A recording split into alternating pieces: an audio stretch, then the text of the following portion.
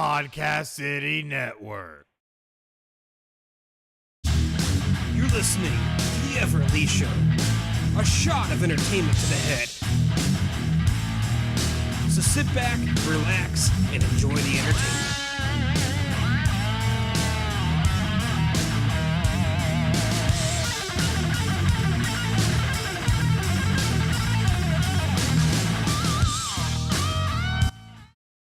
What's up, everyone? Everett Lee here for the Everett Lee Show podcast. I want to give a quick shout out to all my followers on Twitter. You can follow me at the Everett _Lee, Facebook.com/the Everett Lee. Click that thumbs up. And of course, Podcast City Network, the official host of the Everett Lee Show. Well, I'm back after a crazy episode from Saturday night, episode 100. I celebrated my 100th episode Saturday night with David C. Russell of Deathmatch Russell Podcast, and of course Cody from Bear Claw Survival. However, David C. Russell was supposed to be joining me tonight here on the podcast. He's under the weather. David, hope you feel better. I know you're watching and tuning in tonight, and we're going to have one heck of a podcast tonight on the program. Tonight on the program, I have none other than wrestling photographer. You may have noticed my guest at wrestling events there with the camera, taking pictures of the talent and taking pictures of everything that's going on around him. I want to welcome to the program tonight wrestling photographer Wayne Palmer. How you doing, Wayne? I'm doing fine. How you doing? I'm great, man. I am great. I'm great. So, what's been happening lately with you, Wayne? Last time I talked with you was on Deathmatch Russell's podcast. We were talking with Patricia Summerlin, Sunny, the California girl. You called in, and that was a really good conversation that we had there. And it was great hearing from you, talking to you and stuff. And what's been going on since last time we talked on there? I've been not too much. Whatever wrestling show is being wrestled, I'll go see.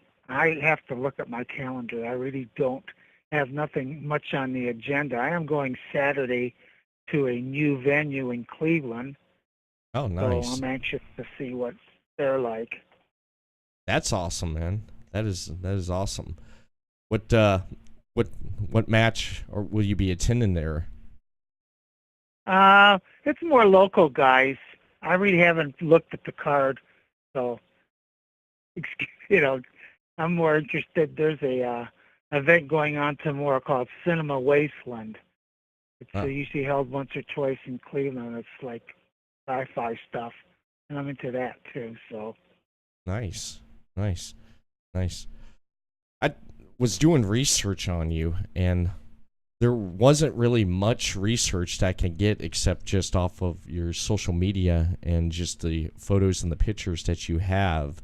And one thing when I was doing the research trying to find stuff on you, it was kind of hard because there's not much of you out there except what people know of you at events and everything. Now, first question I want to ask is where did Wayne Palmer grow up at? Well, I was born in Toronto, Canada, and when I was about 12 years old, my dad got a job in the United States here, and we moved here to we moved to Bedford, Ohio, and then I moved to Northfield, and I've lived around this area for all my entire life, except for the time I was in the service. Uh-huh. Wow. So you pretty much you've moved around being in the military, right? Well, I got to see a little bit of the world in the military. The only thing that was really neat about the military, I was stationed in Georgia, and I watched a lot of wrestling on TV in Georgia before Ted Turner bought it. I forget what the territory was, but when I came back and started watching it, it was on a super. They had a super station called Superstation 17 out of Atlanta, Georgia, and it used to show the wrestling from Georgia, and it completely changed from what I had watched because Gordon Soley came in, and he was sort of running the show there. Right. Right. Yeah, I remember the Southern Territory just like that there. Hearing stories and stuff with Gordon Soley running the Mid-South. Would you say it was Mid-South right there with the wrestling and stuff? It was before. Well, there was, I don't know what territory it was. Gordon Soley actually had the Florida territory because my buddy was in the service and Soley was there, and then all of a sudden he's in Georgia. So, a little interesting story if you want me to veer away from it. I met Gordon Soley's son this last year, just a few months ago, and he said his dad lived in Florida. He used to fly to Atlanta to tape all the shows in Atlanta on Saturday. Nice. So he was still living in Florida all those years. Oh, no way. No way. All those years he lived in Florida. That's neat. Mm-hmm. How was it meeting him? Gordon Soley's son was very nice. He wasn't stuck up or anything, just because he was from wrestling royalty. And right. Very nice guy. I think he just turned 65, so he's about the same age as I am, age group. And he still lives in Florida. So yeah, he probably has a lot of stories to tell. Oh yeah. I bet. I can imagine stories he can tell growing up, being around in the wrestling business and everything. I can only imagine. That's cool that you got to meet Gordon Soley's son. Yep. That is awesome. That is.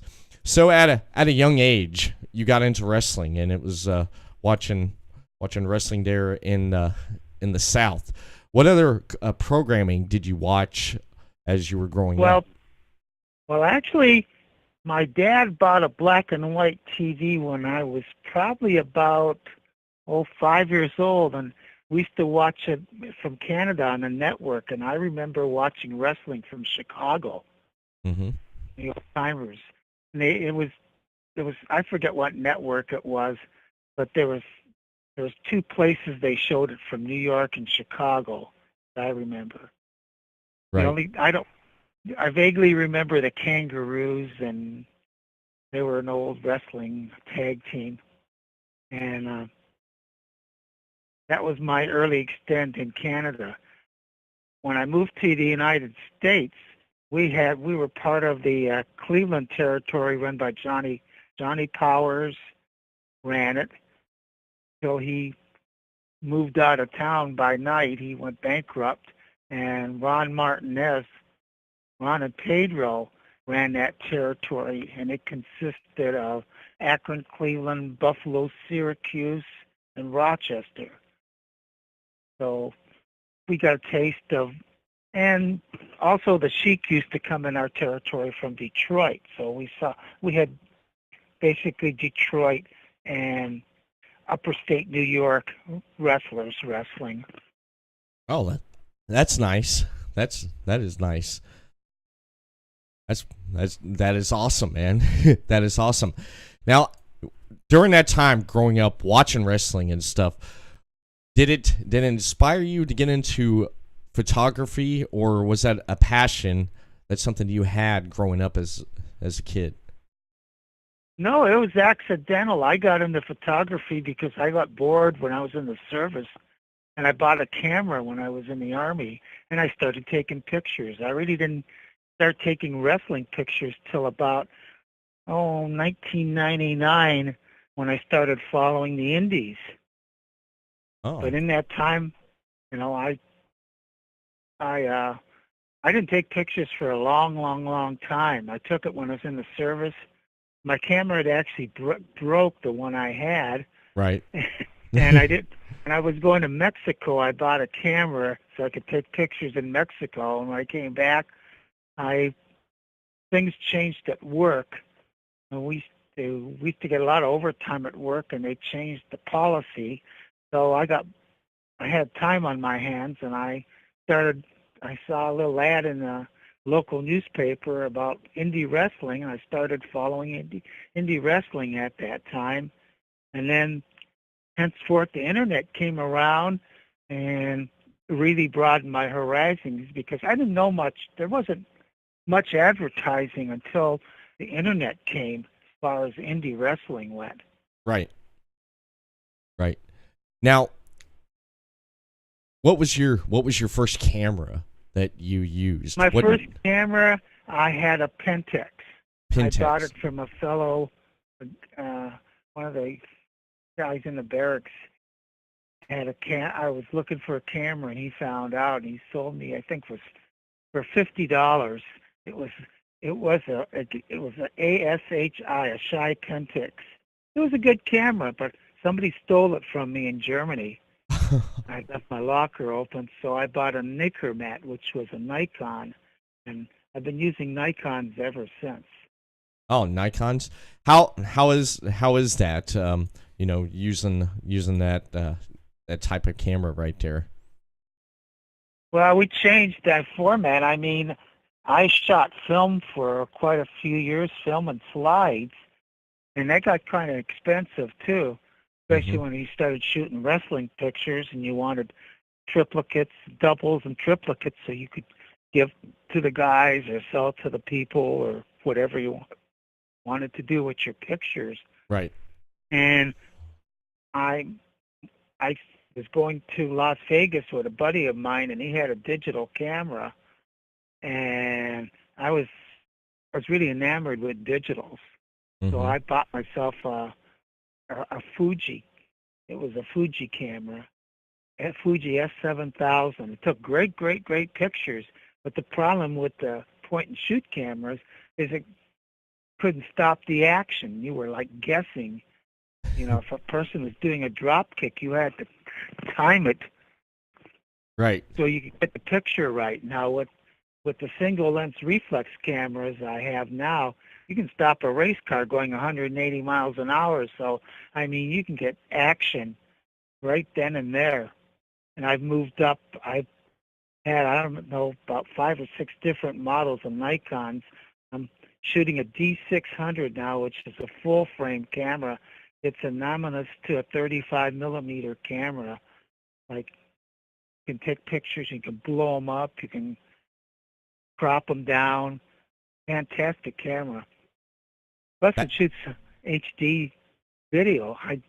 If you want to, I don't shoot video with it, but I do see people shooting video with their camera. Right. Now, do you use different types of lenses depending on what kind of shot that you want, depending on what you're trying to shoot for, or you just stick with one lens? I shoot a zoom. It's a 20 to 200 millimeter zoom. I can zoom in and out, and I do that a lot. Right. That's neat. Because I got a slideshow up of some of the pictures. I took it off your Facebook there, and I took one of the pictures where you're outside the ring and you're getting ready to shoot. Looks like you're getting ready to shoot a picture of. There's a female wrestler inside the ring, and it looks like she has like cat whiskers on and stuff. And I thought that was a pretty nice picture right there of you outside the ring doing what you do there. Well, I found out I started taking pictures of people in the crowd. People like that, to see themselves at the wrestling shows. Oh, yeah? And I have friends now that shoot pictures of me shooting pictures. So at least I have pictures of me shooting up on the ring. Yeah. That's cool. You got that going on right there. Did you didn't attend any college or anything? You were in the service? Well, actually, I went to the University of Akron for a little while before I was in the service, and when I came out service, and I had about probably 2.5 years of college, and I went to tech school. Oh, nice. I really wasn't a college grad per se. Oh. What I learned, I applied, so I'm happy. Yeah. You need college today. You really do. But Yeah. you can. There are fields you can go into where you can get training, where you can make a good living, but you have to find them, whatever the market looking for. Mm-hmm. Yeah, you definitely do. You definitely do. With the way things have changed now in the world and stuff, yeah, you do. You definitely do need college. I did go to a semester of college back in 2011. I did computer A plus hardware, and I did creative writing. I enjoyed both of those. I would have continued on, but however, financial aid kind of nipped me in the rear there, and I wasn't able to go back, and I didn't pursue it. However, that same year, my wife graduated with a AS in childcare, which I was very, very proud of. But you said you attended the University of Akron. I lived up in Ohio actually at one point in my life. What part of Ohio did you live in? I lived in Cambridge. I don't know if you heard of Cambridge. Cambridge? Mm-hmm. Yeah, I know where that's about center part of the state. Mm-hmm.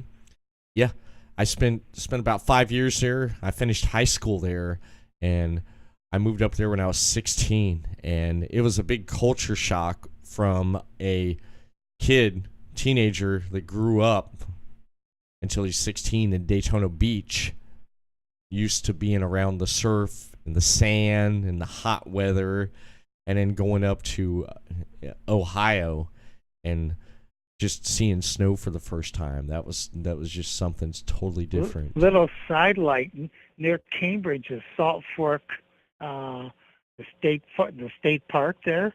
Mm-hmm. They hold a Bigfoot festival there. There's been Bigfoot sightings in the park there. Yeah, they're actually my friends of my neighbors. Well, actually, you would say I lived way out in the country. I lived with my mother and stepdad on about 10 acres out in the country there. I loved it because during the winter I got a snowboard and a lot of hills, so I snowboard. But down the road, some friends of my parents, they owned like 20 acres. They own all this land, and they talked about how they seen like Bigfoot, Sasquatch, and they'd hear stuff at night and everything. And I thought that was totally neat. And I've been to Salt Fork before. I definitely know where that is. And yeah, they've have that Bigfoot festival out there.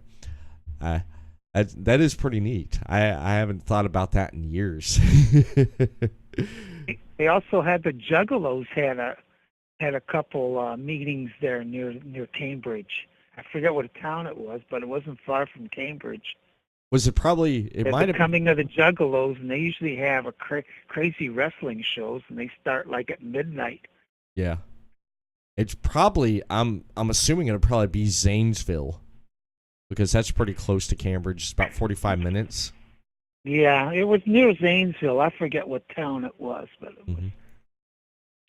it was a deal where if you parked your car within the campgrounds, you couldn't take it out. You were there for the whole show, unless you parked out of the campgrounds and you could walk in. But I was planning to go there because they had some definitely crazy shows. Mm-hmm. Yeah, I've heard that. Yeah, Juggalo Championship Wrestling, JCW. They do put on some crazy shows and stuff. Have you attended one before? No, but I was in Dayton at a Ring of Honor show, and the guy that runs the Juggalos came up to me and was talking to me. I didn't know the fact at that time he was involved with the Juggalos. Mm-hmm. But you never know who you're going to run into. Oh no, you never know who you are going to run into, man. I mean, especially when you go to events and stuff. Like a few months ago, it was back in June, I went to the Game Changer New Japan event that was here in Daytona Beach at the Ocean Center over on the beach side. And I was there. I attended that. Got to see some really good wrestling there. It was a good cross promotion between the video games and wrestling. And Kenny Omega was part of that with the CEO Gamer. And while I was there, I was leaving and I noticed hanging out there in the crowd. It was after the crowd. Well, actually, I noticed during the show, I seen Simon Gotch, and after the show, when everyone was clearing out, I approached him, went up to him, and greeted him, said what's up and how he's doing. And I mentioned that back when he used to be in NXT, they used to come out to Daytona Beach and do NXT live events. And I remember watching him when he was starting out in NXT and coming there and stuff. And I mentioned to him I attended NXT events back when he was in it and out at the place that they had it at. And he's like, "Oh yeah, I remember that." And I said, "Yeah, I used to go out there and watch it." And he said, "Yeah." He said, "One night we were setting up out there and we seen the cops back behind the place tase a homeless guy." I was like, "Yeah, that's Daytona there, because the place at the center they had it at was in a, was in kind of a, on the edges of the rough part of town in Daytona." I don't know what you actually would consider a rough part of town in Daytona. Do you go to many NXT shows? I did when they'd come to Daytona. Sometimes I wouldn't know about it because they would slip past me, and then I'd get online and then someone would share something to say NXT was in Daytona, and I was like, really? And then I'd go through and read the card, who was there, and I kind of kicked myself in the butt for not paying attention and going and stuff. Now, one of the things I loved about going to NXT events was that I got to see starting out was Becky Lynch, Alexa Bliss, a lot of the talent that you see that's on the main roster now, like Charlotte, Flair, Sasha Banks. Just watching them wrestle. On a sidelight, they were at the Arnold in Columbus. That was the first shows they ran out of state. It was in Columbus, Ohio, and then their second show was in Cleveland, but they were at the Arnold the one year, and I was looking through, and I'm gonna be posting some pictures I have of those gals, and they were with NXT, because WWE won't let you photograph up close, but at the Arnold I could. Yeah. And I have pictures of the ring of Hulk Hogan and Triple H together with Jimmy Hart in the same ring. Oh, that's awesome. That's awesome. Speaking of Jimmy Hart, Wayne, Jimmy Hart actually has a place here in Daytona Beach. Very nice gentleman. Mm-hmm. Every time I've run into him, very nice guy. Very nice guy, down to earth. He has a tiki bar and deck here in Daytona Beach, here on the beach side. It's not far from my house. Do you know how old he is? He told me. I couldn't believe it, and I told him he's about 76 years old. He doesn't look it. He don't. He mentioned how old he was, and I was just speechless. Like, just talking about it, I was just stuttering and just was like, "What?" I was like, "No way! You don't even look like it, Jimmy." And he's such a genuine nice guy. When I'd go in there, me and my wife go in there and watch events that he would have on in there at his place, and he'd see me and he'd greet me and ask me how I'm doing, ask my wife how I'm doing, and the first thing he'd ask me too was, he's like, "How's that baby girl of yours doing?" Because I'd show him I have a 1-year-old daughter, and I'd show him pictures of my daughter and stuff, and he'd look and he'd say, "Man, she's growing up." I said, "Yes, she is." Genuine nice guy. Yeah, I've taken a lot of pictures of people that are in NXT now. Johnny Gargano, Ray Rowe. I've taken a lot of Sarah Bridges, who's in WWE, and Dory Prange, who's Ruby Riott. And I call her Athena, but the one, I forget what her name was. She's up in the WWE now. So I have a nice library of these people when they were early in the indies. I'm glad they've moved up. I'm glad they're making some money. Mm-hmm. Yeah. They paid their dues. Yeah, they definitely did. They definitely did.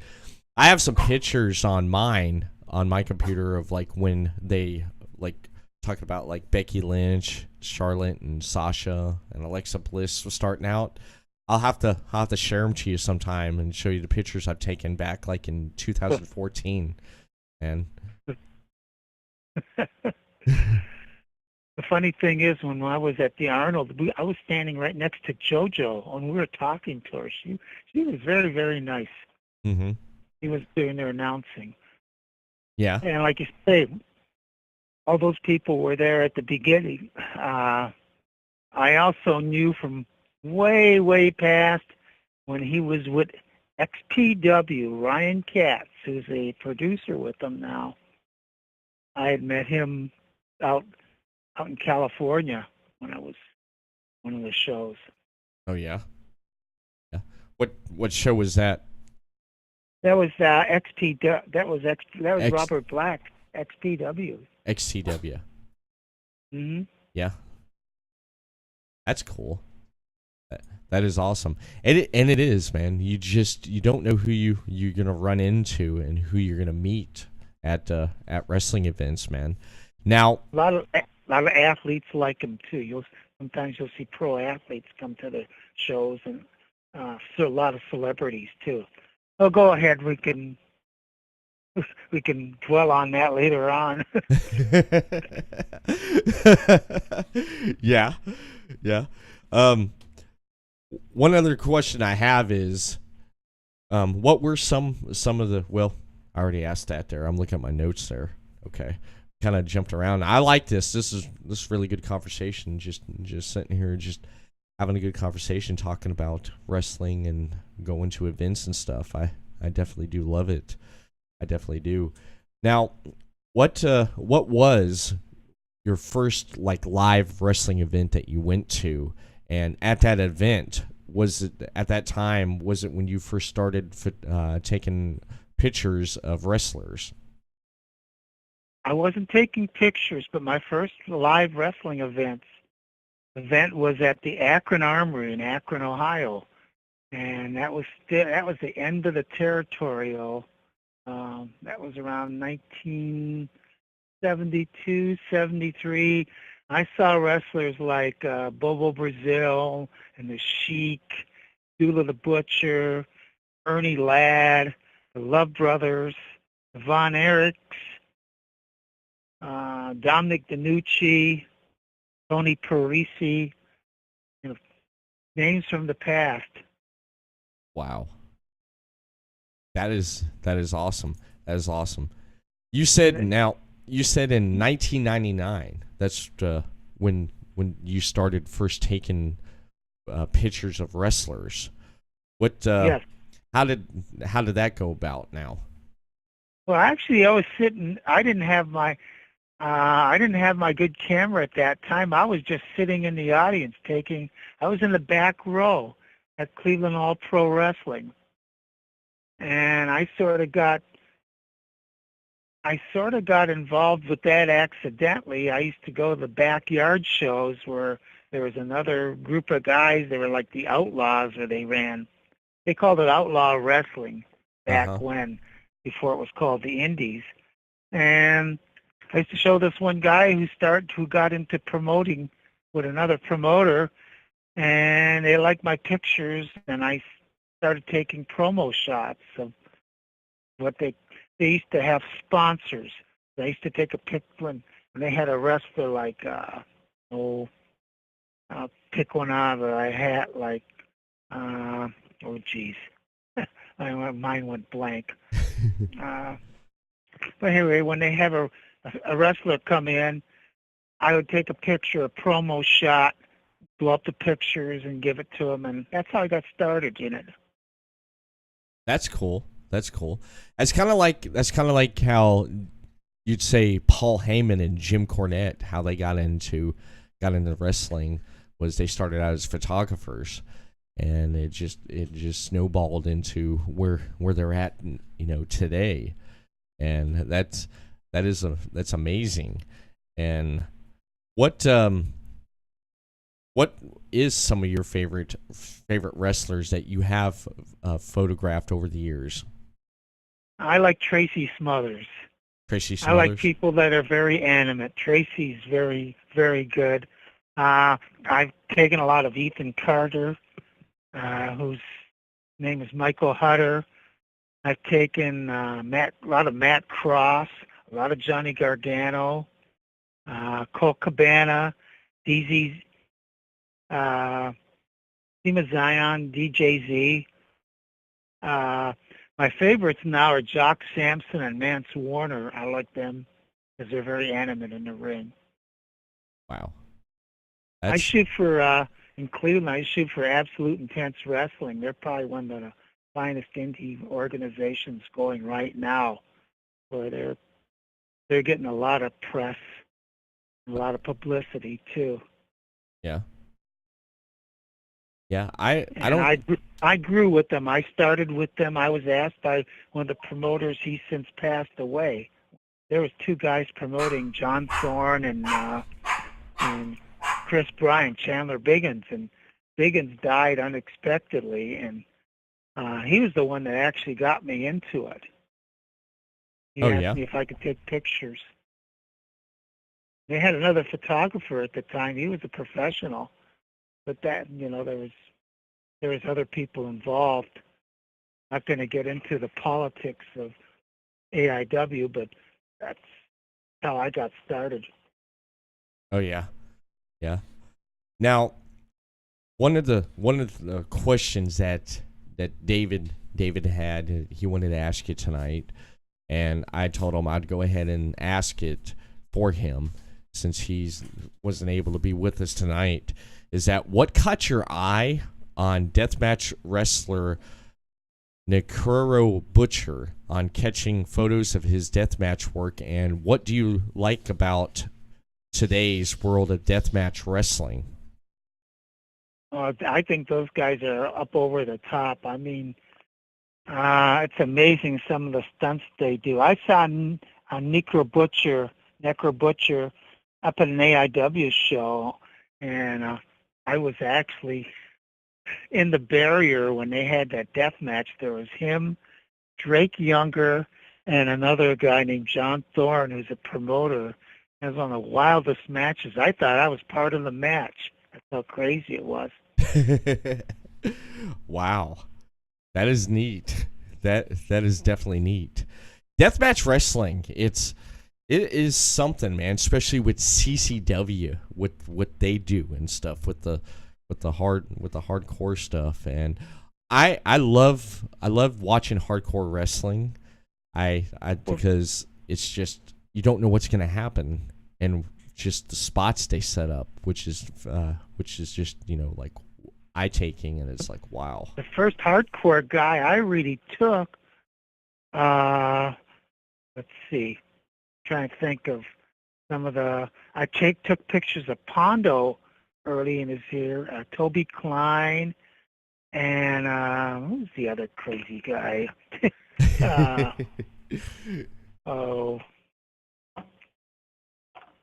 They'll come to me. But I took a lot of these guys. I mean, I think it was even before Combat Zone was in its infancy. Mm-hmm. And but they've sort of toned down too. Hasn't Combat Zone toned down? There's another group of guys out there now, run by Nick Gage. Yeah. I forget what promotion that's called. Yeah. There's also VOW. That's one too. Oh, VOW. Yeah, VOW. Vicious Outcast Wrestling. Mm-hmm. Yeah. Well, they were pretty straight for a while, but then they started doing stuff, real crazy stuff. Yeah. Yeah. I loved ECW back in the day with what Paul Heyman did with ECW, Eastern Championship Wrestling, and what he turned it into. There were some really great moments and stuff. And even Paul said he basically took what they were doing in New Japan over in Japan there and just brought it over to the States. and just turned it into, what it became and known for and stuff, Well, Heyman was really a genius. If TNA would have kept him, wouldn't have messed with him, they would have never went out of business. Yeah. He wanted to work a deal with Dixie Carter, and the other guy I saw early in his career, and he scared the bejesus out of me too, because you never knew what he was going to do, was New Jack. New Jack. he had some crazy matches, man. He definitely did. He definitely did. I remember watching. Yeah, go ahead. I remember watching one of the pay-per-views. I'm trying to remember, because once I got the WWE Network, I went back and started watching when the network first came available, and after I signed up, and I went back and started trying to look at all the content that they already ready to go for on launch, and they had a lot of ECW stuff, and I know I checked out a couple of the pay-per-views that they had, ECW did. And one of the pay-per-views, I can't remember off the top of my head, it was New Jack was doing I think it was a handicap or triple threat match, and the whole time he just picked up anything that was available and he just used it, and the crowd went nuts, man. The crowd went nuts. As soon as he went out there, he went nuts, and it was awesome. You know who he wrestled first? He wrestled for Smoky Mountain Wrestling, run by Jim Cornette. Yep. And he was with Mustafa, and they would do crazy stuff. I mean, and Cornette ate it up because it drew people in. Mm-hmm. Yeah, it did. It did. Yeah, out of Smoky Mountain Wrestling, you had Lance Storm and Chris Jericho. Chris Jericho was actually made a name for himself in Japan, and then Jim Cornette got Chris over here in the States, and Chris wrestled the company he first started wrestling in the States was Smoky Mountain there, him and Lance Storm. Another side, like Jim Ross used to do their announcing. Mm-hmm. Yeah, good old JR. Good old JR. But that's where New Jack really cut his teeth doing there, and then he went with Heyman. And Heyman, like I say, Heyman used to lie to the wrestlers, but he never lied to the fans. That's the story I got. Yeah, I remember watching one of the ECW documentaries there, and yeah, he basically, when he had the wrestlers actually doing things, and Heyman fired his own mother when she was working for him, towards the end. I thought that was crazy. I don't know if you heard that story. Yeah, the first time I remember seeing Heyman was with WCW. He had that big phone he carried. It looked like a brick. Yeah. They hit people with it. Yeah, Polly Dangerously, man. Yeah, the Dangerous Alliance. That was some good wrestling back then. What do you miss about how wrestling was back in that time there in the 80s compared to now? What you would see on TV? If you look at some of there was a lot more going on as far as territories at that time, and the shows seemed a lot better. I look at some of the old cards, and they were stacked compared to what it is today. Yeah. With the talent. Yeah, it's the talent. I like the talent how it was back then, because a lot of the talent back then, the stories was great. You had really good stories. You had really good build-ups for the stories. You had characters that fans cared about. You had faces that people cheered and loved. You had heels that people booed and hated. There was kayfabe back then, which don't exist now. Yeah. That's one thing what I liked missing about it too. Mm-hmm. Vince ruined that, really. Yeah. Vince ruined kayfabe. I mean, there are people, and still today, there's some people still believe it's for real. Mm-hmm. New Japan, they keep kayfabe alive right there, and they do it so well. Especially when Wrestle Kingdom, this past Wrestle Kingdom this year with Jericho and Kenny Omega, that right there was pulled out of the promo, the setup, and everything before their match. That was reminded me, and a lot of people even mentioned it reminded them of an old like Mid-South wrestling promotion where Jericho shows up out of nowhere and he takes the belt and he hits Kenny upside the head with it, and Kenny shows color, and he beats him, senselessly. And then afterwards, with the interview, he just basically, just plays up this big heel, and the angle and everything of that was shot just fantastic. I loved it. I love how they did that. And Jericho was trained by the Hearts, and he knew how to work. And that's what they're missing today with a lot of the guys.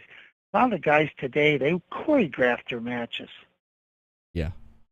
You go into a venue where, even if it's an indie show and it's a dull match, well, if you're choreographing it, it's going to stay dull. If you're a worker, you're going to find something that's going to work the crowd. Yeah. And that's what I miss about the old style wrestling. It's the workers. Yeah, the old style workers. Yeah, they definitely did. They did work the crowd. The heels. That's what I loved, was how the heels worked the crowd. They get in there and they would dominate, almost destroy and decimate the face, and the crowd would boo them, and then they'd play off of that and say, what? It's like now, they would play up and they would heckle the crowd back at the crowd at what they were doing to the face, and then the face would make that comeback and then build that momentum, and it ended up hitting the finish, and then that was it, and then the heel would get mad. It was like, it's like, this ain't over yet. And it's like, well, next week you come back, we'll see what he does next week. You don't get that no more. You really do not get that no more, especially on the main product of WWE. You don't really get to see that much anymore.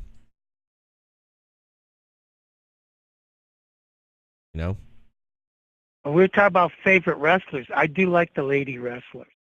Yeah. I still have a passion for shooting lady matches, and there's some good women wrestlers out there today. Mm-hmm. Well, they have a good trainer down at NXT. It's Sarah Del Rey. She definitely knows how to wrestle, and the quality of wrestling in the WWE has gone up 1,000% since she's been training the gals. Mm-hmm. Yeah, NXT. I love what they've done with NXT. What I love with how Triple H has put NXT, he basically made a brand within a brand, and what they're doing there at the Performance Center in Orlando, yeah, definitely.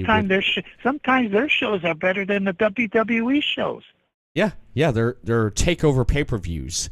So far this year, my favorite feud, one story that I was invested in and still invested in, is Gargano and Tommaso Ciampa.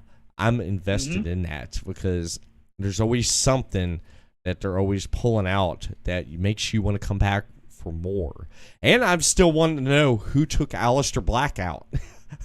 I want to know who did that. You see, I'm invested in that, And then Shayna Baszler, will she get the NXT Women's Championship I saw back? Shayna in her when she first came in to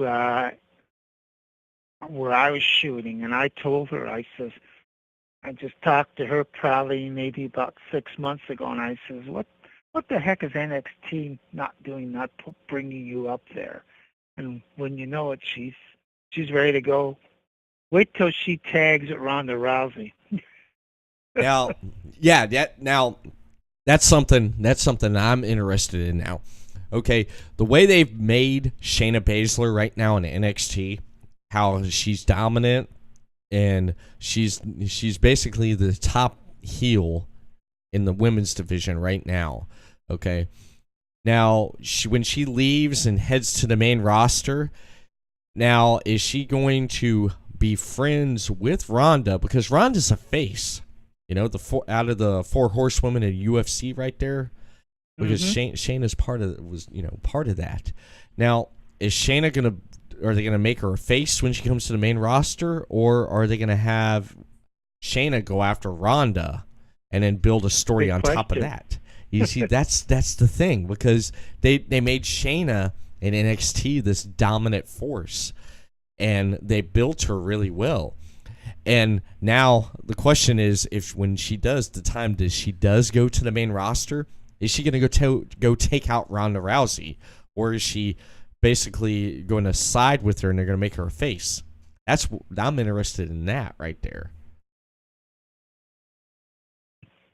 I'd still say they'd make a great tag team. Yeah. If they keep Whether they're both going to be heels or both going to be faces doesn't make any difference. Yeah. They're both MMA gals, and they both are the real deals. They can actually, they could probably wrestle men. they could. I mean, yeah, they came from a contact sport as MMA, UFC. They came from that, and yeah, they can take a bump and they can take a hit, if it's real, like the real deal. They could take it because that's what they've done, for so many years. Yeah, that would be an interesting tag team. There's a lot more women trying to make it in the wrestling business today too. Yeah, there's a lot more talent out there trying, and there's Yeah, I'd have to say, Wayne, that women's wrestling has come a long way from back what I remember and stuff. I was a teenager during the Attitude Era, during the late 90s. I was just almost out of high school or just graduated high school when the Attitude Era started taking full effect in the late 90s there with the Monday Night Wars. I remember that really well.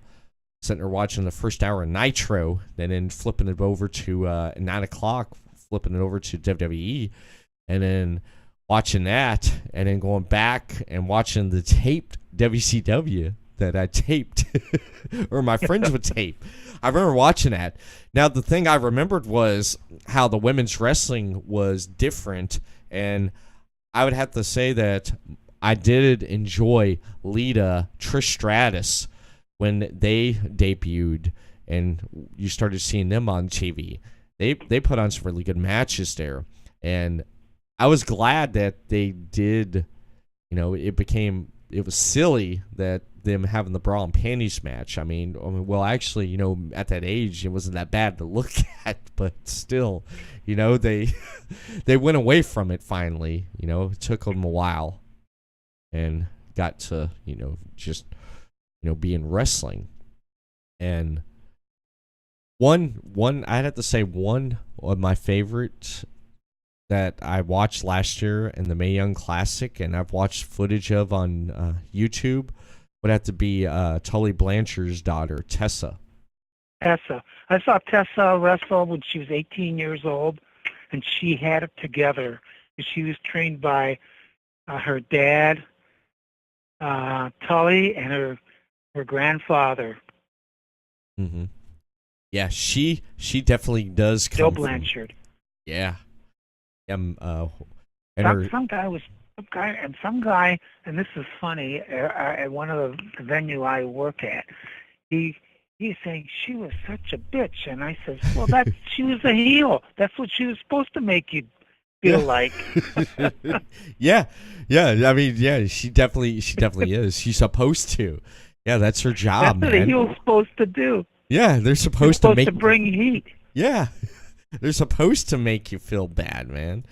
They definitely are. If anybody who wants to become a heel have them watch pictures of Buddy Rogers, Roddy Piper, and I'm trying to think the other guy who was the NWA champion. Oh, jeez. It's a terrible thing as you get old, you know. But anyway, if you watch those people film on YouTube of these heels and how they could bring heat. Yeah. Yeah, they could definitely bring heat. My father, I would watch growing up. I would watch wrestling with him, and I would watch him watching Ric Flair and Dusty Rhodes. He loved Dusty Rhodes. He hated Ric Flair. I mean, he didn't hate him, but the character, it made him basically cuss at the TV what Flair was doing on TV. He would cuss at the TV at Ric Flair, and he loved Dusty Rhodes, Harley Race. Those were his favorites there. And my brother Hardy was the other heel I was trying to think of. Harley Race. Hardy was telling the story. He got stabbed by a fan. I mean, walking up the aisle. He got heat so bad in the match. Yeah, back then they would get a lot of heat, and it was, I mean, it goes back to the kayfabe. People believe that, and they would, like, there was a story, someone was talking about Bobby Heat, and he wanted to, run and jump in the car real quick, and it was like right after kayfabe was, people were kind of figuring things out, and it was, I think it was Mean Gene was talking about it. Bobby was they called a match, or called an event, and Bobby was telling Gene, he's like, get your bags, get them ready right here with us, and we're going to jump in the car, because once this is over, they're coming after us. And Gene's like, no one's coming after us. And Bobby, acted like, yeah, they definitely are. He's going to get heat, because he was getting heat, and they're going to come after him. And, yeah, they, like... Let me tell you a funny story. While you're one of the local wrestlers, one of the indie guys, they had a show in Central Ohio, and he brought so much heat that the sheriffs had to escort him out of town. Even in this day and age. Wow. For his own safety. Oh, I man. still tease him about it today. But that's great if you can get people that riled up. Yeah, definitely. What are some of the, now, meeting a lot of talent and meeting a lot of people in the business, what are some stories that you can mention, some of your favorites? I was trying to think of this. One of the great stories, and it was actually authenticated by two people. Mm-hmm. There was a wrestler called Playboy Buddy Landell. He was wrestling at Cleveland All Pro. And evidently in the match, he got flipped up, and when he came down, he had crapped his pants. And when he came down on the ring, he left a big stain on the mat. Well, in the entire match, everybody avoided it. The main event was Jerry Lynn versus Chris Hamrick, and this was authenticated by Jerry Lynn because I talked to him. Uh-huh. And Jerry said that Chris purposely rubbed him through that stain on the mat at the end of the show. I thought that was a funny story. Wow. Oh, man, that must have been something, man. That must have been something. I was watching that documentary about Andre the Giant. Did you catch that documentary?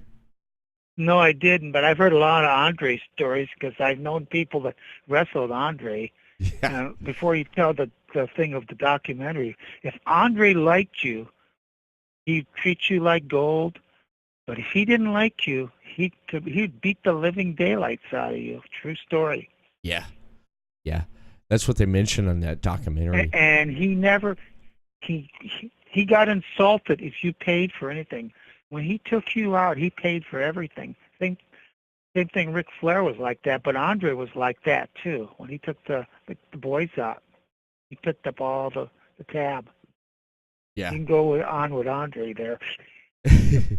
Yeah, that you ever get a chance to see it, I definitely would. I recommend that you would definitely go, check it out when you ever get time, because it's a really good documentary, and just so much that Andre went through is just I like the amazing. Ric Flair documentary. I thought it was sad, but Yes. I loved Ric Flair because he was such a great, as far as cutting promos and stuff.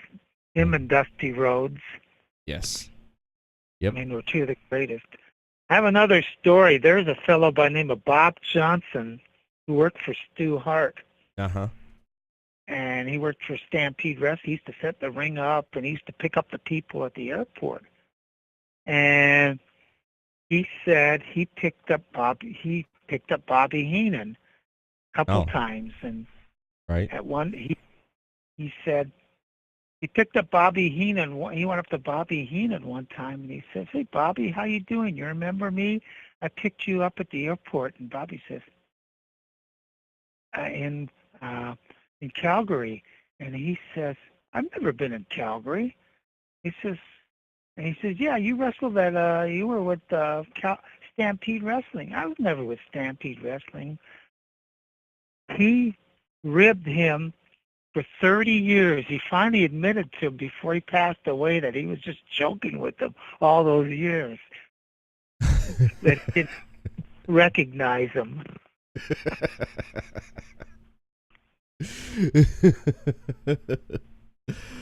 Wow. That is great. Wow. Now I'm gonna try to find it here. Let's see. Okay. Okay. There you go. Now one of the things with everything going on right now with the wrestling, we got the Mae Young Classic going on the WWE Network, with all the events coming up with the WWE this Saturday. They got the Super Showdown, and then in November we got the Royal Gym, or the Grand Gym pay-per-view, and Survivor Series, of course. But on the network, I enjoyed it last year. We talked about it before we went live. I enjoyed the Mae Young Classic last year because of the talent that came in. And this year, I've really enjoyed it. Now, one of the matches I was watching, I think it was like the second week I was watching, and during the last match of the night, right before they went off the air, they had one more match. And during that match, I happened to notice when they were talking about the story with the rivalry between the two wrestlers, a picture happened to show up of one of them with a broken nose. And I happened to notice that on the bottom of the picture, down at the bottom, they gave credit to the photo to Wayne Palmer. Can you tell me about that right there? I got approached by a producer. We're friends on Facebook. I didn't know he was a producer with WWE. Mm-hmm. And he said, "We want to use a couple pictures of," and he explained the match between Mia Yim and Sienna, she had wrestled. They had met each other at Girls' Night Out in Cleveland at AIW. Yeah. And at that match, Allison broke her nose, got her nose broken. I was taking pictures. I got pictures of her all bloodied up, and they wanted to make it a rivalry thing, so they took a couple pictures off the jacket, and they signed me to a contract. No way. I had to sign releases, and actually now I'm a vendor for WWE. So if they want to use any more pictures, all they have to do is contact me, and that is that awesome. came right out of the blue. I never thought my pictures would go anywhere. That is cool. That is unexpected right there. Just out of the blue, they just called you and stuff. That's great. The funny thing was, I looked up the disc. I had more pictures, but there was the timeline which he got me. This happened so quick that actually, when I signed the release papers, they had already put them up on the screen. But Oh. I had given them an oral verbal contract. I would sign releases on it, and they compensated me for it. So that's another great thing. That's good that they reached out to you, they contacted you, and they were interested in your work and stuff. That is great. I love Well, that. the thing is, I have a lot more pictures of the gals that are in NXT and the guys too. I got pictures of Johnny Gargano. I took promo pictures, and he was just a young guy. Oh wow. I've never posted them, which is a good thing. Yeah. That is neat. Have you contacted Johnny and actually shared the pictures, and have you given and shown talent that you've taken pictures of? Oh yeah, I sent pictures of Corey Graves to WWE, to NXT. They wanted some pictures. I never heard what happened to him. And there's a gal, she wrestled as Athena. I forget what her name is now in the WWE, but that's what she was called in the Indies. Mm-hmm. Athena. Yeah, and I can't think myself. and I've heard that they actually, and on NXT, they've shown a couple of my pictures. Yeah, they definitely did. They've shown a couple of your pictures. I love that. But this is actually a good thing that happened now, because now if they use any of my stuff, they can pay me for it. Yeah. Pay to play. Hey, That was nice. That's always good. That's always good. I have a childhood friend I've known for years, who grew up across the street from me.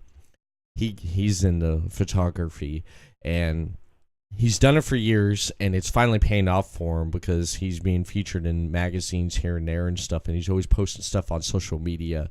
He's always posting stuff on his Instagram of pictures and stuff, and local models and stuff that he takes pictures of and puts out there. He puts his work out there, which is fantastic. I let him know, that he's come a long way, and his resume is building, and it's just really, really good, and I'm happy for him. Well, I started doing this as a hobby. I didn't expect to make any money out of it. Everybody has little hobbies. Well, this was my hobby. I love wrestling. I love photography. So it's the best of both worlds.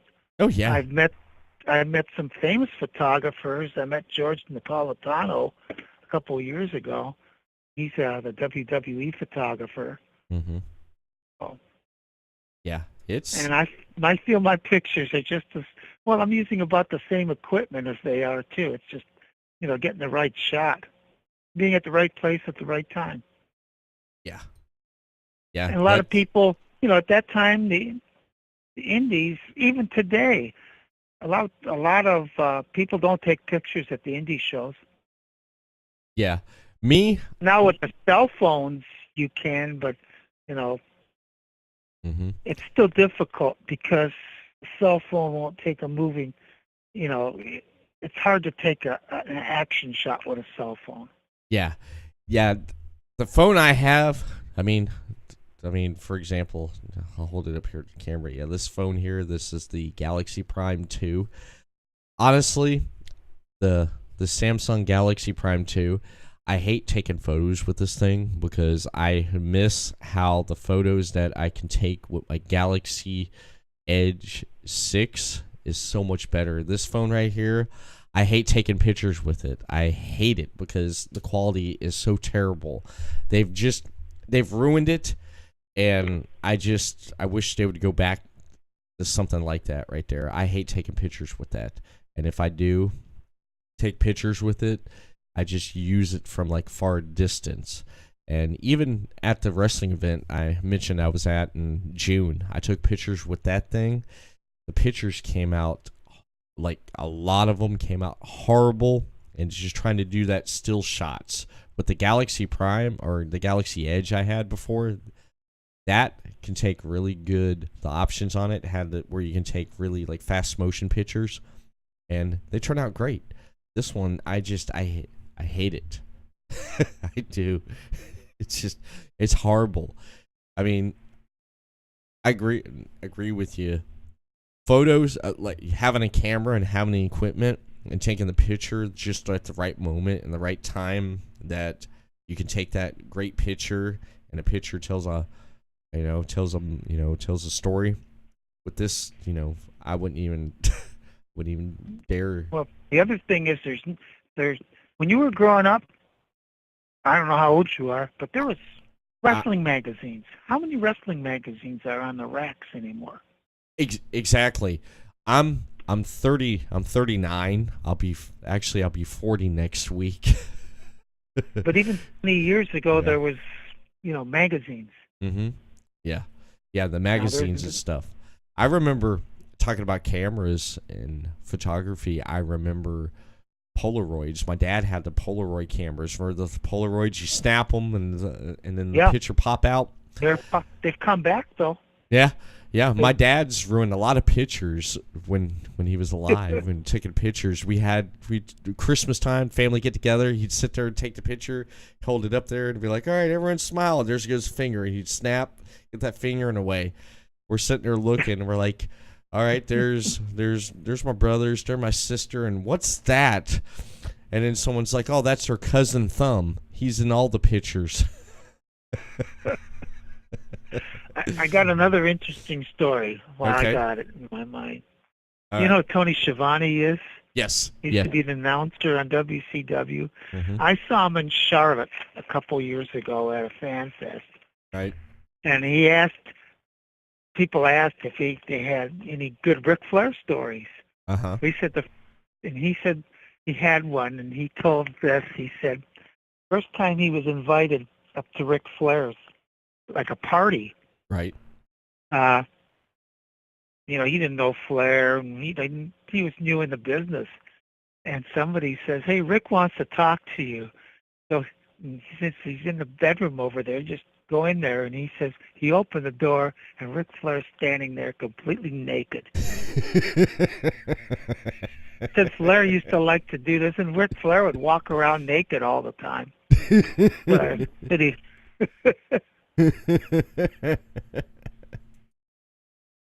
Oh, wow. Flair is quite a character. I mean, there's like thousands of stories out there. I know J.J. Dillon real well, and he says that's true. He says we partied like rock stars, and Ric Flair paid for everything too. Mm-hmm. I can imagine. And Rick would attract the women. He said it cost him his first marriage. Yeah. Yeah. I mean, he was the limousine dealing jet. Damn, I can't believe I'm forgetting that. His slogan. I mean, he was jet flying, limousine riding. Son of a gun. Woo. I mean, that was Flair. He was that character. One thing I liked about that documentary, I thought was one of my favorite parts in the documentary on Ric Flair, was when he went to therapy. He told him all the intake and everything and stuff that he took during the day, and the therapist was like, "What? You should be dead." And by the end of the session, the therapist was laying on the couch, and Flair was asking him what his problems were. Well, that's how those wrestlers lived in those days. Mm-hmm. Oh, the other thing they did that other documentary. Did you see 350 Wrestling? No, documentary? I didn't get to see that. Robin Nielsen, he has a show on the Podcast City Network, Wrestle Podcast, and he got to talk with the producer and director of that. And I haven't. been able to get to see it yet. I talked to the producer, I think, or the director. I forget his name. Mm-hmm. But the funny thing, I was at the movie theater. There was only about 8 people at the theater, and there was a scene where Ray Apollo is dressed as Doink. And I'm looking up there, and I see myself standing in the background in the movie. Mm-mm. Did you? I want to get the a copy if the DVD is ever made. I talked to the producer. He said that he made a mistake, and when they started filming that, he said they should have done more time at Cauliflower Alley Club in the Professional Wrestling Hall of Fame, Yes. interviewing wrestlers. Yeah. Because there was more wrestlers go to those. Yeah. To the Cauliflower. And where he photographed that was at the Professional Wrestling Hall of Fame. Okay. That's something that I asked. I believe it was me or David on David's Deathmatch Wrestle podcast. We have Patricia on the Cauliflower Alley Club. Can you mention and talk about that? What that event is? The Cauliflower Alley Club is actually it's open to fans and wrestlers both. Before, when it first started out, it was boxers and wrestlers. Right. That's where they got the name, because boxers had cauliflower ears, even the wrestlers did at that time. But the boxers didn't keep it up. There was a fellow by the name of Mike Bazurki, who was their first president, kept the organization going. Right. And they opened it up to fans back, I forget what year. They used to meet in Los Angeles so I can have a dinner. And then they moved it to Las Vegas, and that's when things started happening. People would come to Las Vegas, and now it's like it's about a 3-day event. Actually, the purpose of Cauliflower is a benevolent society. It's to help the wrestlers that need assistance. And I've known a couple of the wrestlers that have received assistance.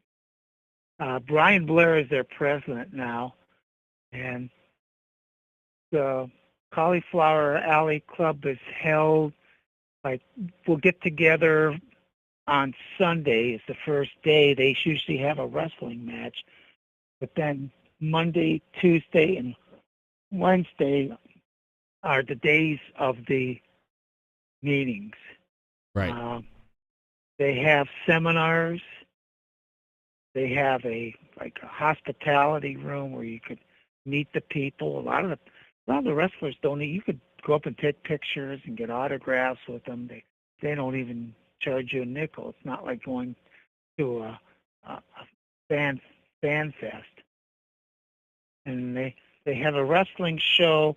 It's run by Vendetta Pro with a couple other people. Billy Blade out of California runs the wrestling part. It's Sunday and Monday. Monday night. Monday they have like the hospitality room where you book. Then they have seminars Tuesday and Wednesday where they have a bologna banquet on Tuesday night because of the hard years. When the story is when the guys said they're going to make that kind of money, so they would buy a pound of bologna, slice it up, and that's what they would eat. Yeah. And then they'd have the regular full banquet on Wednesday.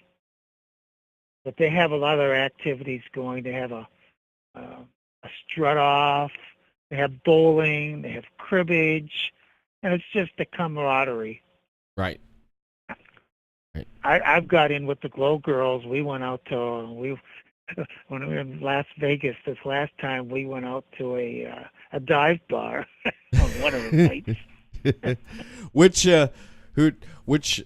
Glow Girls was with you?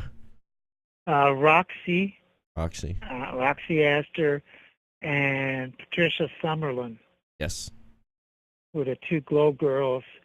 And usually other couple glow girls that go are Jeannie Basone, who's Hollywood, Mm-hmm. Cheryl Russo, who's Lightning. They go to Cauliflower. Um, MTV, Eileen, Uh-huh. she goes. Little Egypt, Angelina goes to Yes. Cauliflower. So there's a whole mixture. And Debbie Miller has gone. She won an award one year. She was the actual true wrestler with the Glow Girls. She was actually the only bona fide wrestler, but she helped train them with Guerrero. Oh, yeah. So that's basically what Cauliflower Alley Club is. Professional Wrestling Hall of Fame is in Wichita Falls, Texas. That's quite a museum. Mm-hmm. They have their banquets in middle of May, and it's not as big, but it's just as much fun for me because you sit down, talk to the people. I got to meet Vampira Firpo and Bob Roop and a few other wrestlers. Yeah. That's amazing. That's amazing. I'd love to attend And then an I went event to like the that. third Hall of Fame, which is in Waterloo, Iowa, it was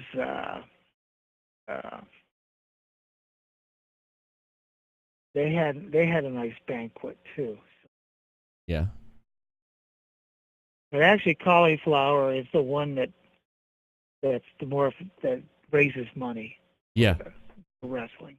That's a good cause. That's a good cause, and I'm it telling helps. anybody that's a wrestler out there that's listening, you out once in your lifetime to go out to Las Vegas. The Yeah. banquets usually you never know who you're going to run into. I met Chris Christopherson there one year, and uh, Steve Austin came in one year. Yep. One of my favorites right there is Stone Cold. I love Stone And Cold. he was very nice. Yeah. Yeah, I heard he's really nice guy, really genuine guy. Most of the people in the business, they try to make it like a wrestling family, Mm-hmm. even though they're out there that they want the illusion that they're killing each other, they're hurting each other, but that's the illusion they're creating. Yeah. Yeah. But sometimes they do get hurt. I mean, granted, Uh-huh. it's a very contact sport. I mean, Yeah. It is. It is. I mean, just some of the bumps and everything that they take and what they do in the ring. I mean, they get out there and they entertain fans that keep up and that follow them, and they do it for the fans, and they do it because they love it, and they love to entertain, and they just love doing what they do. They do. yeah, They and definitely do. the dues for you have to be a member to go to Cauliflower, and I think the dues are like $25. And Okay. the banquet is usually for the banquets it's about 100. Same Right. thing for the other museums. The same price for the banquets are about the same price. Okay. Okay. Yeah, I was wondering about that. What it would it cost and what do you have to do to get in, but it's And the rooms are cheap too. oh yeah. At all three venues, the rooms are very inexpensive. Oh yeah. That's not bad. That's not bad. Now, 2019 is coming around the corner, Wayne. What do you have planned for 2019, or do you just take one day at a time and just do you Definitely, I'm have going any to the Cauliflower. I already booked my room, for and I 2019? just haven't booked they haven't come out with the banquet stuff yet, so I'll worry Okay. about that later. I'm going to definitely want to go to Professional Wrestling Hall of Fame because there's people that come once a year. I get to, we get together and have a good time. Right. I might drive out to Waterloo. It's only 9 hours from my house. So Not bad. I'll motor this year. Yeah, that's Our people are running a show at WrestleCon this year. oh really? AIW in New Jersey. I might not go to WrestleMania. I just don't know about the weather. It's going to be at the stadium. I mean, it could snow for crying out loud. It's in April. Yeah, I mean, yeah. you could have a nor'easter come in, and what would they do then? Now, I'm not trying to be smart ass. No. You're not. You're not, because what I understand, I believe it was WrestleMania 29 when they had it up there in New York, New Jersey, right there. They had the ring where basically at that time of the year it was still cold. It was still cold out there, and they had a heated ring for the wrestlers.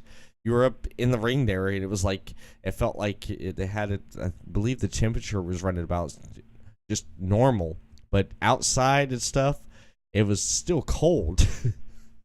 I was at WrestleCon that year. I went to Metuchen, New Jersey. They had Pro Wrestling Syndicate. They had 2 back-to-back shows. That was where New Jack wrestled his last show. He wrestled Necro Butcher. Oh, no way. Night. No way. That is neat. And they had a lot of the wrestlers come in for meet and greets there. Uh-huh. Bret Hart was there, and Liger was there, and Aces and Eights at that time when TNA was going on, and the Rock and Roll Express was there. And I think of people off the top of my head. Mm-hmm. And one of the great trainers of all times came up and I met him there, was Ron Hutchinson. I don't know whether you've heard of Ron. He's trained people like Gail Kim, Sin Bodhi, Trish Stratus, Beth Phoenix.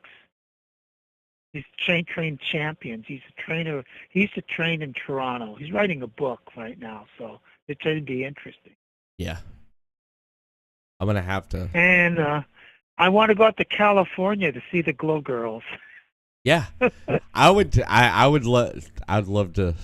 go out to California and see. They said they're supposed to have some sort of function, so hopefully that'll work out. It will, because Glow is blown. The original Glow Girls, a lot of people has searched them out now and realized that the Glow, the show on Netflix, it's based off of what the original Glow Girls went through and everything. And people are finding out that there was a actual TV show called Glow back in the there was. I didn't watch. I told the Glow Girls this. I wasn't a big fan of the show. I didn't watch it that much. I didn't watch a lot of TV. Right. For the only reason I met them was one of my buddies said, "Hey, let's go on a cruise. There's a cruise with the Glow Girls." So that's how I got to meet them. Right. And I'm friends ever since. But one of the issues is a lot of the female wrestlers look down upon the Glow Girls because they weren't true wrestlers. But you have to consider the concept of the show. They were just all models and aspiring actresses. They were trained to be wrestlers. They said they used to train 8 hours a day. Yeah. And some of the moves they made, I mean, you look at them, they still out said they got hurt doing the wrestling moves. Yeah. Yeah, they definitely did. I mean, I'm happy. A lot of times my concept is a lot of times you don't get a second chance in life when things pass by you. Mm-hmm. Yeah, this is you don't. Opportunity for some of the gals to jump and use their name. Yeah, yeah, it definitely. Make money off of it. Mm-hmm. Nothing wrong with that. No, there's nothing wrong with that. Now, in 2019, you plan on going out to California? Or what? Yeah, at some point in time. Some point in time, 2019. I haven't I haven't mapped that out yet. You haven't But I know mapped out. definitely Professional Wrestling Hall of Fame is in May. Cauliflower's in May. Mhm. WrestleCon is in April. Yes. And the Hall of Fame in Iowa is in July. So Right. whenever I get an opportunity to do what I'm going to do, I'll do it. That's good. That is awesome. Depends on what plans the ladies from Glow are planning. I know one of the factions is planning a cruise, but it was conflicting with one of the other events I was going to go to. So Yeah. there's another group of Glow girls that are doing a cruise too. Right. I think Hollywood had a cruise going. She announced on Facebook today that the Mhm. cruise is on, but they didn't announce the date. Yeah, I believe I seen that today. I believe I did see that. Um, with her announcing that, and especially on Twitter. And speaking of social media, what where can people find Wayne Palmer at on social media? And Wayne Palmer, I have a Facebook page, Wayne Palmer. Is that the And you don't have to be friends to look at the pictures and to. In fact, there's any wrestlers out there that want pictures. I give the pictures.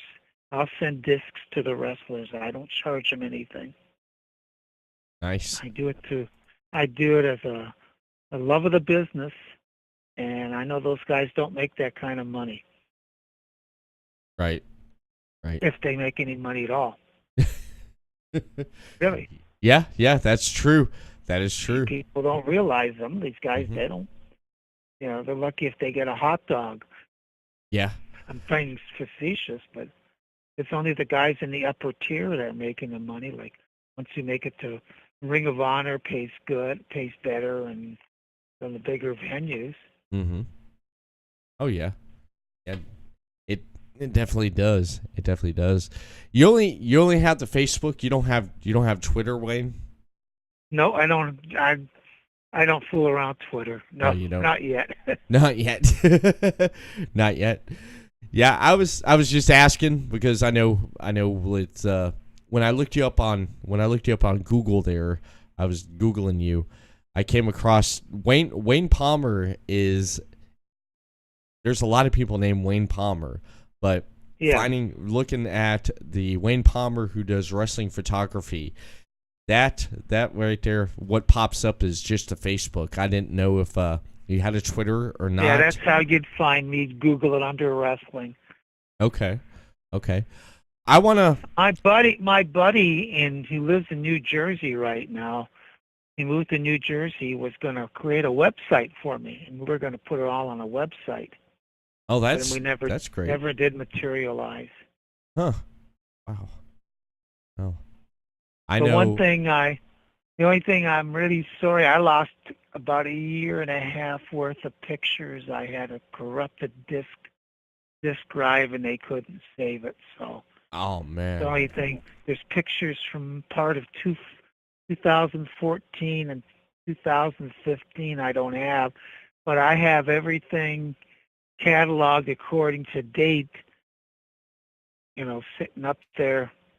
I'm just looking at all the binders of pictures I have. I don't know. I must have 1 million pictures. I don't know who I'm going to leave these to whenever I decide to give this up, because there's a lot of history on those discs. Right. Right. Yeah, that'd be something right there. It's like it's like, who am I gonna give this to? It's like me. I have a bunch of pictures. I have like on one of my backup hard drives. I have a bunch of pictures of my daughter. The pictures the night she was born, the morning she was born, just about almost all the way up till now. And it's like, what the heck am I gonna do with this stuff, man? My wife's like, man, it's like we get so much. I was like, yeah. I was like, we can, track came handy for me when we needed pictures for a wrestling show. Yeah. That's that's pretty much true. Well, I want to thank you for taking time out tonight and coming on and chatting with me. I'm sorry David wasn't able to join us tonight on this podcast here. Is he the one that's more into the other style of wrestling? Yeah, he's more in the hardcore deathmatch. Hardcore. Yeah. I've seen a lot of hardcore stuff. We didn't talk a lot of it, but I've seen a lot of hardcore matches. Yeah. Yeah, he's more into it with his podcast. He's more into it, but he slowly turned me on to stuff that's in the indies with deathmatch wrestling, and I've enjoyed some of the stuff that he's messaged me and sent me and said, "Hey, check this out," and everything, and I love it. But I want to. I see one of the big deathmatch guys in Cleveland all the time is Nick Gage. He can actually wrestle too. He's not only does the deathmatch stuff, right? But they get pretty crazy too. But they don't swing out do all the real crazy stuff. Right. Well, he has the best of both worlds there, man. If you look at it, yeah, I mean, he could do the hardcore and do the wrestling. That's pretty talented right there. It definitely is. Well, I appreciate you taking time to listen to my bannering for an hour or so. I don't know how long we've been, hour and a half. Yeah, hour 30 minutes, and it's been a really good hour and 30 minutes. And we could have probably talked for 5 or 6 hours on the stuff I've done and seen over the years. Oh yeah. I just have to get it out of my brain. My brain for it. I'm definitely gonna have to ask you to come back on again, man, sometime in the future. Yeah, I'll be happy to. Mm-hmm. You just name a subject and just give me a heads up what you want to talk about. Okay. I'll have a chance to think about it. Yeah, I enjoyed having just this random conversation with you, and I just love. Yeah, it went all over the place, but it was nice and random. Yeah. I like talking wrestling. That's why, that's one thing about going to a wrestling match. Mm-hmm.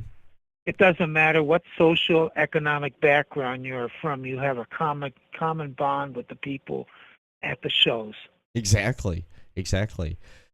I want to thank you for coming on and talking with you again, and actually, having you come on and just talk about stories, talk about what you do with photography. You can check Wayne Palmer out on Facebook.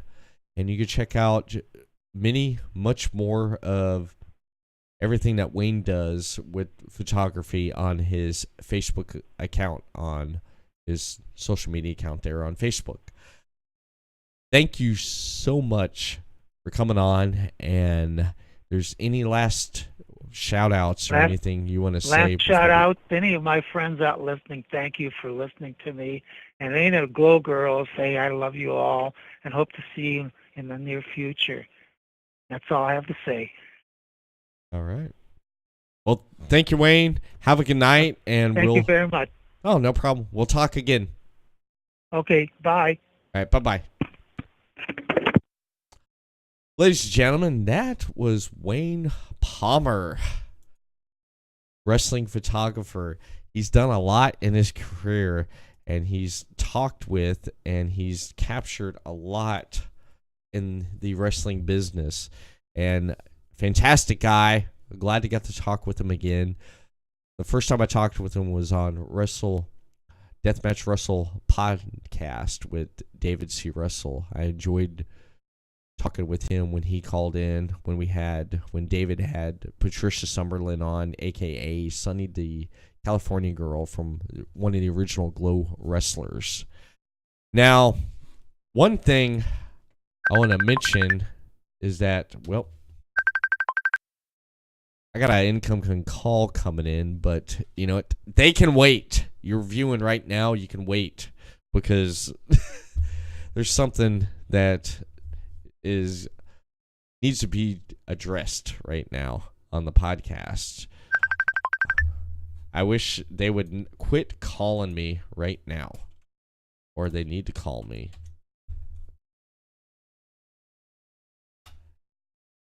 So right now, I'm waiting for Chris Carnage to call me right now. that he planned on calling me tonight to talk about some stuff that's going on with Podcast City Network. Right there, you just heard the person calling me is David Russell trying to call me. You can wait, David, because right now I have on the line right now the one and only Chris Carnage. What's up, man? Hey, fans. What's going on? Not much, man. Not much.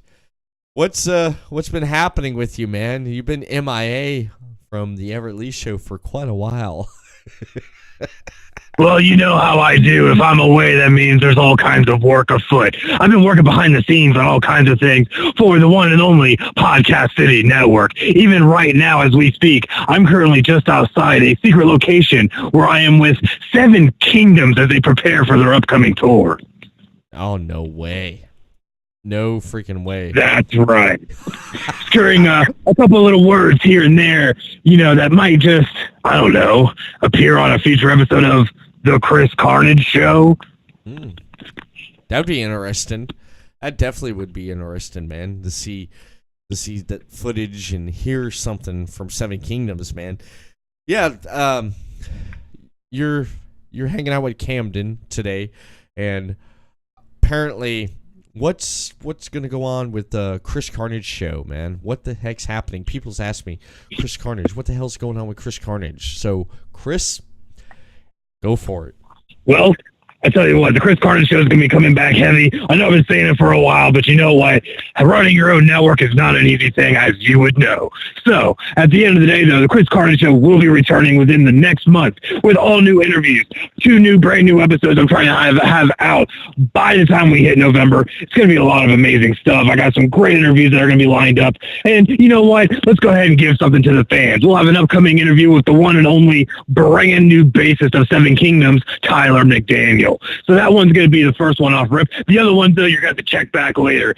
So just make sure that you stay tuned to podcastcity.net and all of our social media outlets for any updates on the Chris Carnage show. I love it, man. I love it. But like I said, I have been working hard. Uh-oh. So I actually have a large announcement to make. Go for it.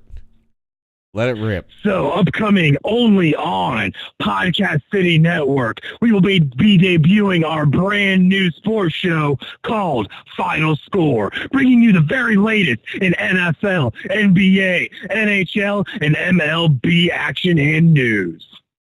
I am looking forward to it.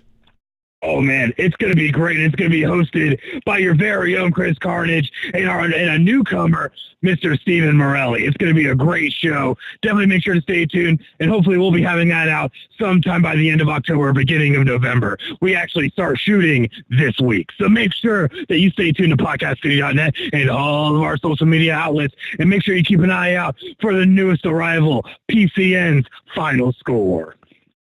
That is great, man.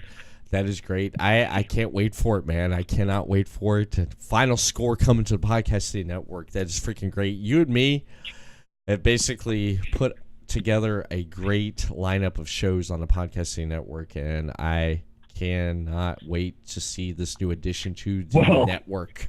Well, speaking of all of our great shows, I have to extend to you, sir, a congratulations on 100 episodes of the Everett Lee Show. Thank you. I think I should get myself an applause for that right there. Yes, that is much deserved. Yes. I tell you what, though, you've been putting out some great stuff for a long time and have helped be part of the backbone of what is Podcast City Network. Mm-hmm. Yeah, you're definitely part of the backbone of Podcast City Network, just like everybody that's on the network and all this programming and the content that we put out on Podcast City Network, man. It's just going to get better. It's just going to, things are going to start rolling, especially us streaming on this new platform here on Twitch. All night, I've had people jump in and out on this podcast right here. And I cannot wait for once this thing really starts to roll that people jump in and see all the content that we have to offer on Podcasting Network. Oh, absolutely. You know, we have a great lineup, including great podcasts like Wrestle Podcast, Deathmatch Wrestle Podcast, Everett Lee Show, the Chris Carnage Show. We have even some new ones now. The second round Florida, and we have the Phoenix. I can't remember the name of the show. I'm just Phoenix so pumped Gate. right now because I hear Seven Kingdoms. They're playing one of my favorite songs right now. I can hear it just outside. I tell you what, though, we have a lot of exciting things. And to think, Podcast City Network really only started with about, 5 shows? Yeah. And now here we're sitting here on the cusp of getting close to 20 shows. We have sponsors. We even have an official apparel provider. Like, we are making things happen. And honestly, a lot of thanks needs to go to you, sir, because all I bring to the table is some fancy glasses, a good-looking shirt, and a crazy voice. So at the end of the day, though, a lot of the work is thanks to you. Yes. Well, thank you for that, and thank you for being a part of the network and reaching out. You're the one who basically got supporters of the show on Podcasting Network, and it wouldn't be because we wouldn't have that if it wasn't for you. And I got to thank you, sir, for what you do, Mr. Chris Carnage. Well, I appreciate it, sir. I just do what I can to help keep the wheels rolling. Yes, you do. Yes, you do. You definitely do. You keep those wheels rolling, man. And I keep those wheels rolling because I had one heck of a podcast tonight, man, having Wayne Palmer on and him talking about everything that he's done with wrestling, with, taking pictures of talent and just everything that he's done. And like he said, if you pick a topic, we can sit here and talk about it, maybe go on for 4 or 5 hours just talking about something. I was like, I love that. I love those type of guests that can keep on talking and put stuff out there for you, which is fantastic. You got to think, when you can sit back and just pick the minds of some of these great people that work in these amazing industries, especially the wrestling industry, just because it's such a tumultuous industry, to have someone that basically gets to see it through the lens of their camera night in and night out. And it's just really special when you're able to get those kind of people on, those people that are the backbone to help get those images of what wrestling is out there. And considering the people he's been able to work with, it is truly special and amazing to have him as a guest on the show. Oh, yeah. Yeah, it definitely is. It definitely is to have someone like him as a guest on the show.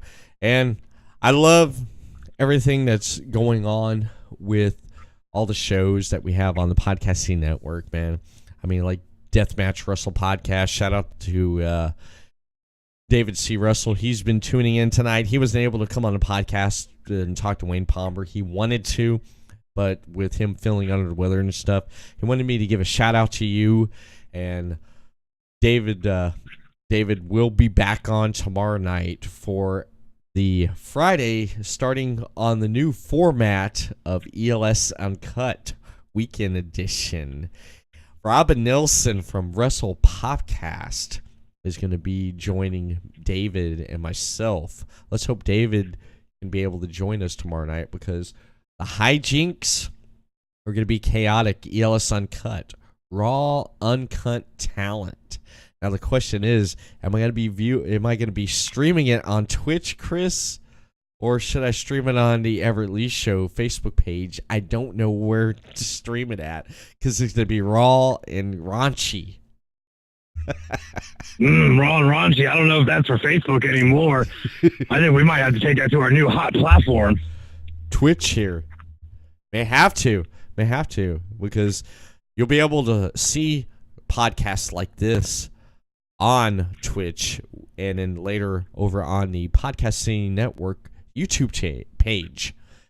If I don't get flagged again for copyright material. Sorry, please flirt with the edge too close sometimes. I know. It had to be me. to have 2 podcasts. You're just such a damn rebel. I know. Basically, you text me the other day. You're like, hey, or called me. You actually called me. I was like, Chris Carnage called me. This is pretty bad. It's like, did you check the email today on Podcasting Network? No. Well, you know what? Your 2 videos that you had back catalog on YouTube have been copyright material, and they've been taken down. It's like, what? Well, sometimes I have to deliver the bad news, and, I'm a guy who doesn't mind doing that. So, but it's okay, though. We got it all fixed. We got it all dealt with. We're trying to mind our P's and Q's, and we'll see what happens. Yeah, we definitely will. We definitely will see what happens. Tomorrow night's going to be great because switching around new formats and everything with ELS Uncut becoming the Raw Uncut, what you loved at the Everett Lee Show, and now the Everett Lee Show, like you experienced tonight, viewers, that the Everett Lee Show is more of an interview podcast. Next week, Everett Lee Show will not be live because I'm going on vacation. I'm disappearing in the wilderness. Hopefully, I don't have to call Brady Gibson and Cody. have the Bear Claw survival guys come save you. I know. If I get a bear claw, then I can call them and figure out how to survive it. So, yeah, another one of our great shows. I know, but Chris, I'm about to sign off here. I'm gonna mention some supporters of the show as we talked about and close this podcast. And I want to thank you for calling in tonight and letting people know what's going on Podcasting Network and the Chris Carnage Show. I'm looking forward to hearing you talk with Tyler McDaniel and Seven Kingdoms. Oh, yes. We'll have a lot of awesome interviews that'll be coming up, especially that one, which I'm most looking forward to as they are getting ready to go out on tour. So definitely some exciting things coming up. So everybody needs to make sure that they keep an eye out. Yeah, definitely. Thank you so much, Chris, man. Have a good night, and I'll talk to you again. All right, y'all have a great night. And as always, this is your official Chris Carnage signing off.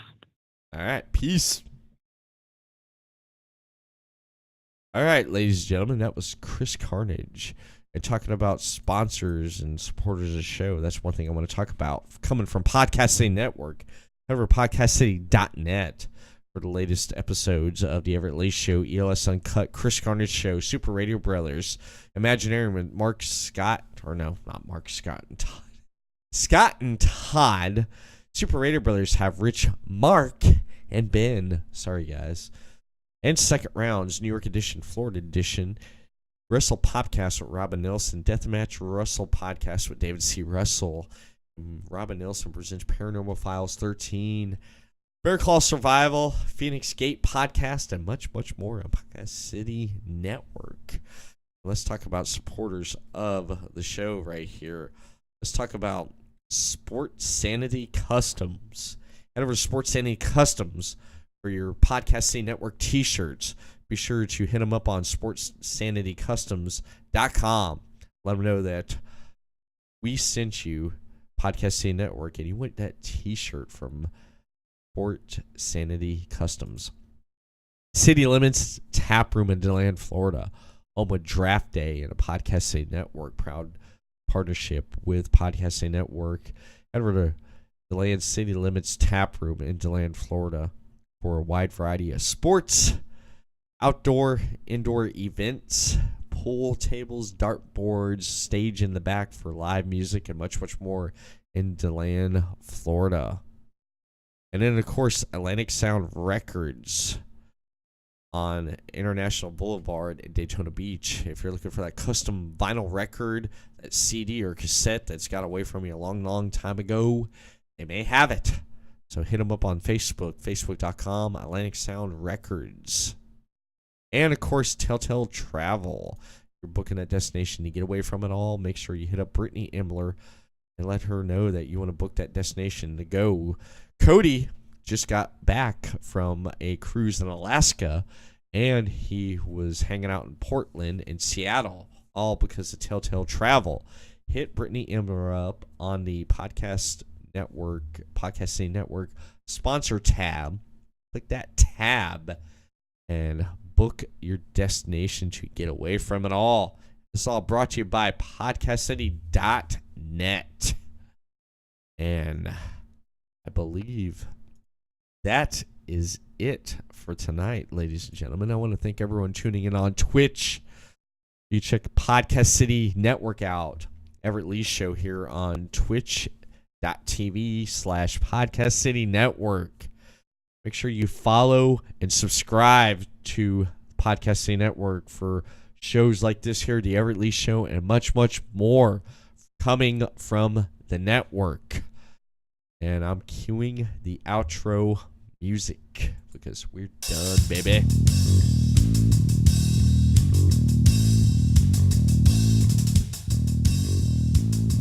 Thank you, my guest, Wayne Palmer, for coming on tonight and talking with me and discussing with me with wrestling and everything that he does love. So, anyway, Everett Lee signing off. Everyone have a good night, and thank you for tuning in on to the Everett Lee Show. Peace.